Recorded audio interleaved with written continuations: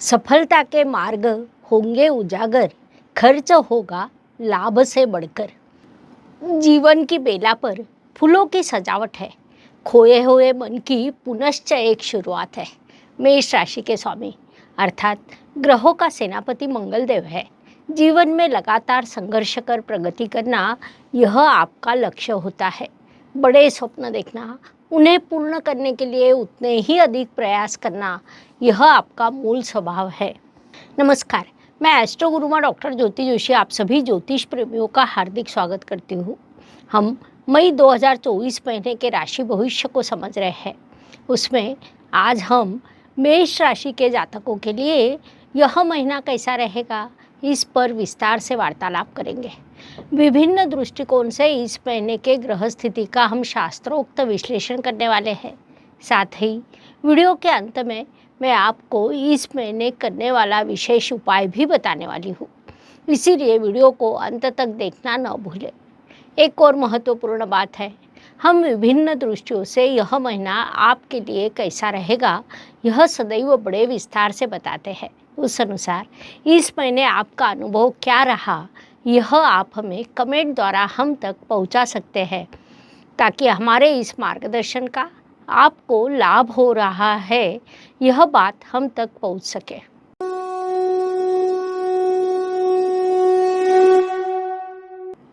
व्यक्तित्व की दृष्टि से जब विचार करते हैं तो राशि स्वामी, राशि में विराजमान ग्रह, राशि पर दृष्टि डालने वाले ग्रह, इन सभी पर विचार करना पड़ता है। उस अनुसार इस महीने आपके राशि में रवि शुक्र जैसे ग्रह आए हैं। उसी समय राशि स्वामी व्यय स्थान में राहु और बुध के साथ विराजमान है। कुल मिलाकर एक अलग संघर्ष लेकर आप इस महीने मार्गक्रमण करने वाले हैं। इस संघर्ष में आपके साथ आपके सपने हैं और लक्ष्य प्राप्त करने का संकल्प भी है। उसी के अनुसार इस महीने आपका व्यक्तित्व विकसित होने वाला है। धन परिवार वाणी की दृष्टि से विचार करें तो मेष राशि के लिए शुक्र देव की स्थिति महत्वपूर्ण होती है, क्योंकि वे आपके धनेश है। शुक्र देव इस समय काल में आपकी राशि में आए हैं, जिस कारण इस काल में विभिन्न पद्धतियों से कार्यरत रहकर धन प्राप्ति के मार्गों को आप चुनेंगे। वही आपका लक्ष्य भी रहेगा। विशेष बात है कि धनेश पंचमेश के साथ राशि में विराजमान है। परिणाम स्वरूप आप धन प्राप्ति की, धन संचय की विभिन्न योजनाएं बनाने वाले हैं।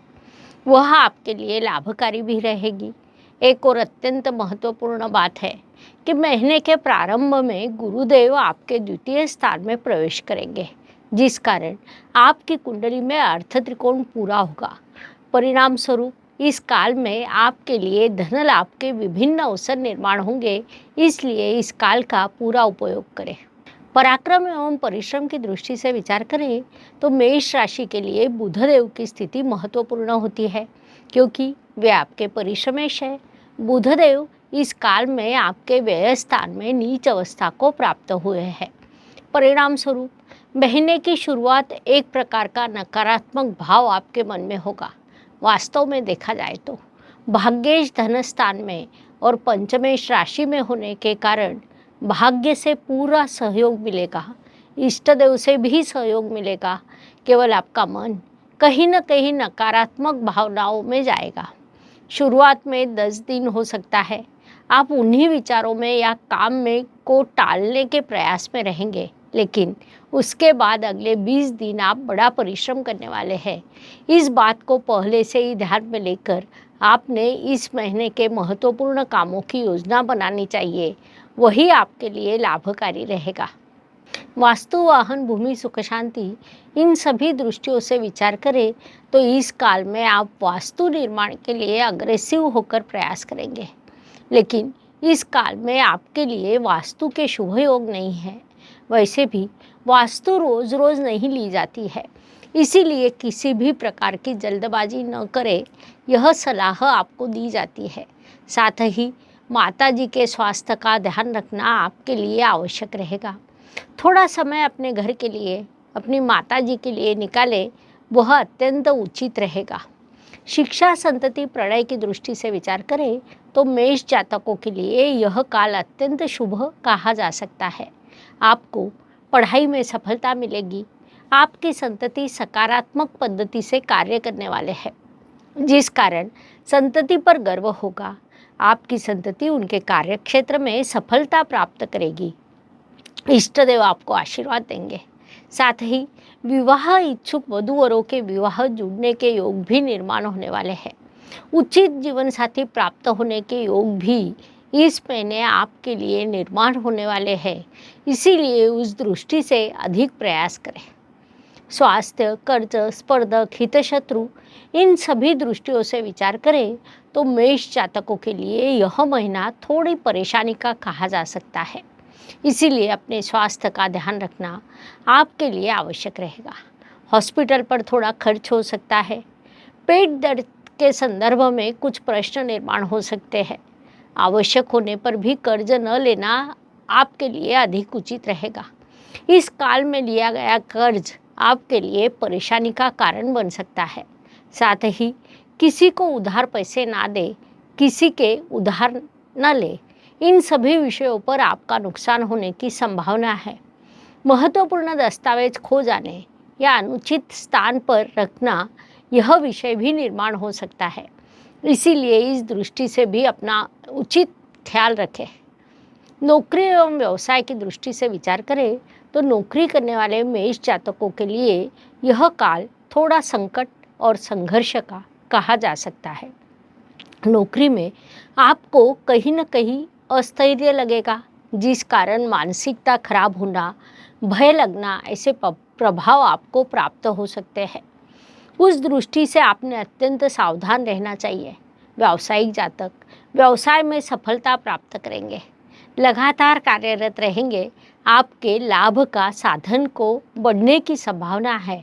इसीलिए व्यावसायिक मेष जातकों ने इस काल का पूरा उपयोग करना चाहिए। भाग्य एवं शुभ संकेत की दृष्टि से विचार करें तो मेष जातकों के लिए यह महीना कई शुभ संकेतों से परिपूर्ण भरा है। उसमें मुख्य रूप से कहा जाए तो भाग्येश गुरुदेव महीने की शुरुआत में ही धन स्थान में प्रवेश करेंगे।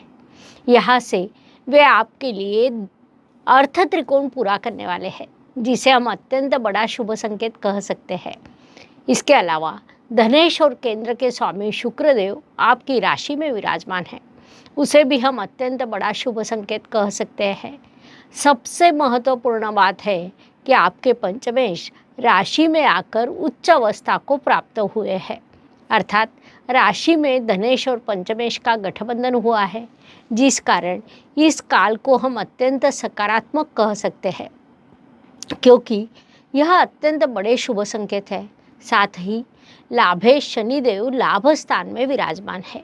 इस प्रकार आपके लिए कई शुभ संकेत इस महीने निर्माण हुए हैं। उनसे आपको अत्यंत शुभ परिणाम प्राप्त होने वाले हैं। इसलिए इस काल का सदुपयोग करें। कर्म की दृष्टि से विचार करें तो मेष राशि के लिए शनिदेव की स्थिति महत्वपूर्ण होती है, क्योंकि वे आपके कर्मेश है। शनिदेव इस काल में आपके लाभ स्थान में विराजमान है। कर्म अधिपति जब लाभ स्थान में होता है तब कर्म के अनुसार लाभ का प्रमाण बढ़ता है। इसीलिए आपने इस काल में अधिक से अधिक कर्म करना चाहिए, वह आपके लिए लाभकारी रहेगा। लाभ की दृष्टि से विचार करें तो ज्योतिष नियमों के अनुसार लाभ स्थान में आने वाला हर ग्रह लाभ प्रदान करता है। विशेष रूप से पाप ग्रह इस स्थान में अधिक लाभ प्रदान करते हैं। जैसा मैंने आपको अभी कहा कि आपके लाभ स्थान में शनिदेव आए हैं, जिस कारण आपको लाभ के भरपूर अवसर प्राप्त होंगे। आपने इस काल का पूरा उपयोग करना चाहिए ताकि अधिक से अधिक लाभ आपको प्राप्त हो सके। व्यय एवं परदेश गमन की दृष्टि से विचार करें तो मेष जातकों के लिए इस महीने लाभ के भरपूर अवसरों के साथ खर्च के विभिन्न कारण भी निर्माण होंगे, अर्थात लाभ प्राप्त होगा लेकिन खर्च उससे बड़ा रहेगा। खर्च बढ़ने के कारण स्वाभाविक रूप से आपको परेशानी होगी, लेकिन अन्य ग्रह स्थिति और अवसर अधिक रहने वाले हैं, इसलिए उसका भी समाधान आपको प्राप्त होगा, आप सफल होंगे। इस बात को मुख्य रूप से ध्यान में रखना चाहिए। हर दिन हर किसी के लिए समान नहीं होता। जीवन सुख दुख और उतार चढ़ाव से भरा है। उस अनुसार महीने के कुछ दिन सभी के लिए अत्यंत शुभ होते हैं, तो कुछ दिन अशुभ, तनाव और संघर्ष से भरे होते हैं। इस अवधि में हम कैसा व्यवहार करते हैं, इससे हमारी सफलता निर्धारित होती है। उस दृष्टि से विचार करें तो मेष जातकों के लिए 8, 17, 27 यह दिन शुभ रहेंगे। इसीलिए प्रयास करें कि इन दिनों में सबसे आवश्यक कामों को पूरा किया जाए।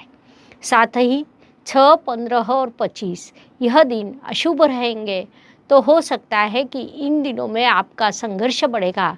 इसलिए इन दिनों की उचित योजना बनानी होगी ताकि आपका मानसिक स्वास्थ्य बना रहे। उपायों की दृष्टि से विचार करें तो ज्योतिष में अत्यंत छोटे छोटे लेकिन बड़ा परिणाम करने वाले उपाय बताए गए हैं। अशुभ चीज़ों की अशुभता कम करने का, शुभ चीज़ों की शुभता बढ़ाने का उनमें सामर्थ्य होता है। उस अनुसार मई महीने के उपायों का विचार करें तो मेष राशि के लिए अतिथियों को मिठाई खिलाने का उपाय सूचित किया जाता है।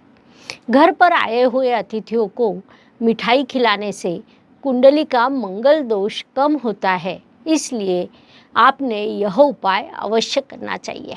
इस प्रकार मेष से लेकर मीन तक हर राशि के लिए मई महीना कैसा रहेगा, यह समझने के लिए हमने 12 वीडियो आपके इस चैनल पर अपलोड किए हैं। अगर यह वीडियो अच्छी लगी हो तो लाइक, शेयर, सब्सक्राइब करें। कमेंट बॉक्स में हर हर ज्योतिष, घर घर ज्योतिष लिखना ना भूलें। धन्यवाद। शुभम भवतु। जय ज्योतिष।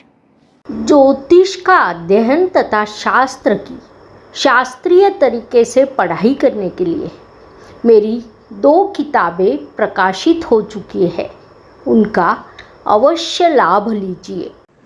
Please like, share and subscribe the channel.